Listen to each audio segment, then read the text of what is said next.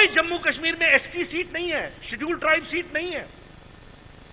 ये जो नामग्याल लोकसभा में बोल रहा था, अपना दर्द बता रहा था, ये सारा लोग, ये ट्राइबल इलाका है, लेकिन यहां से ट्राइबल सीट नहीं है, विधानसभा में कोई सीट नहीं है।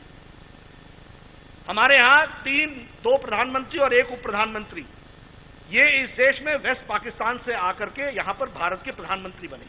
कौन? इंद्र कुमार गुजराल। कौन? डॉक्टर मनमोहन सिंह। और हमारे श्रद्धेय नेता लाल कृष्ण आडवाणी उप प्रधानमंत्री बने। ये तीनों वेस्ट पाकिस्तान से आए थे। लेकिन जो लोग वेस्ट पाकिस्तान से आके जम्मू में बस गए, वो पंचायत का भी चुनाव नहीं लड़ सकते, काउंसिलर का भी चुनाव नहीं लड़ सकते, लोकसभा के लिए वोट नहीं दे सकते, विधानसभा के लिए वोट नहीं दे सकते। यह परिस्थिति खड़ी थी, यह स्थिति खड़ी थी। हमारे दलित भाई, हम बताना चाहेंगे कि आप जाके बताइए, यह खुशी का विषय सिर्फ देश का नहीं है धारा 370 जाना।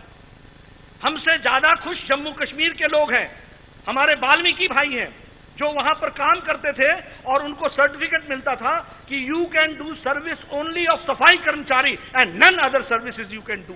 आज उनका बच्चा धारा 370 समाप्त होने के बाद अब जुडिशियल सर्विस में भी जाएगा, एडमिनिस्ट्रेटिव सर्विस में भी जाएगा, मुख्य धारा में पहुंचेगा। यह हमको समझना है।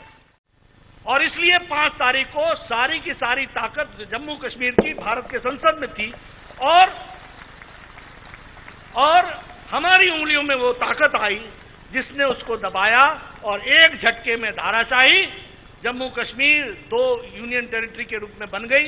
एक लद्दाख लंबे समय से लड़ रहा था, उसके साथ न्याय हुआ, और दूसरा जम्मू कश्मीर जिसको विधानमंडल की ताकत मिली। अब डिलिमिटेशन होगा और डिलिमिटेशन के बाद जब इस ट्राइबल्स को सबको रिप्रेजेंटेशन मिलेगा, उसके साथ साथ ये सारी कार्रवाई जो होती है वो आगे बढ़ेगी। लेकिन आप रणनीति देखिए, अमित जी की रणनीति देखिए, अध्यक्ष जी की रणनीति देखिए। जो राज्यसभा में हमारा बहुमत नहीं था, जहां हमारे पास टोटल 84 वोट थे, वहां हम 125 वोट से जीत करके आए। इसको हमको समझना चाहिए।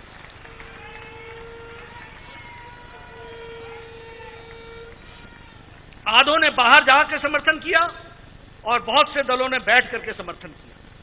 मैं उन सभी पार्टियों का धन्यवाद देता हूं। लेकिन ये रणनीति लंबे समय तक, और देखिए जिस समय ये हुआ, पाकिस्तान बहुत चिल्लाया, लेकिन दुनिया में अलग थलग हो गया, सब मोदी जी के साथ खड़े हो गए। इस बात को हमको समझना चाहिए।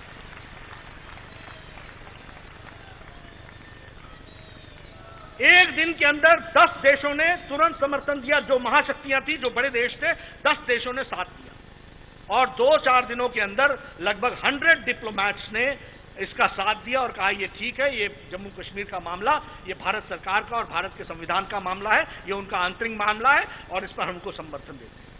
यूनाइटेड नेशन सिक्योरिटी काउंसिल में भी पूरी कोशिश पाकिस्तान ने की, लेकिन प्रस्ताव तो छोड़ो, चर्चा के लिए भी लोग तैयार नहीं। यह हमारे मोदी जी का जो दुनिया में डंका बज रहा है और समर्थन मिल रहा है, उसका रूप हमको देखने को मिला। यह हमको समझना चाहिए।